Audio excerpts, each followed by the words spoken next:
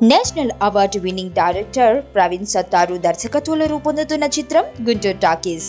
ఈ చిత్రంలో సిద్ధు జొన్నగడ్డ, నరేష్ విజయకృష్ణ, రేష్మి గౌతమ్, శ్రద్ధాదాస్, లక్ష్మీ మంచు, మహేష్ మంజురేకర్ ప్రధాన తారాంగణంగా నటించారు. ఆర్కే స్టూడియోస్ బ్యానర్ పై రాజ్ కుమార్ ఎం ఈ చిత్రాన్ని నిర్మిస్తున్నారు.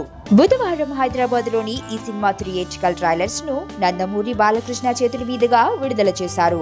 ఈ సందర్భంగా Guntur talkies movie trailer launch function కు అతిథిగా వచ్చిన బాలకృష్ణ ఆ కార్యక్రమ వ్యాఖ్య శిల్పా శెట్టిని టార్గెట్ చేస్తూ చేసిన కామెంట్స్ అందరినీ ఆశ్చర్యపరిచాయి.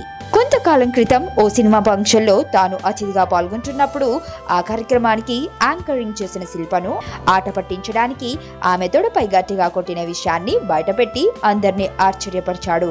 అయితే తను కొట్టిన తొడ దెబ్బకు యాంకర్ శిల్ప 1 సంవత్సర కాలం నొప్పితో బాధపడిందని, ఈ విషయాన్ని ఆమె తనకు స్వయంగా చెప్పిందని నవ్వుతూ ఆనాటి విషయాన్ని గుర్తుకు చేస్తూ అందరికీ షాక్ ఇచ్చాడు బాలయ్య.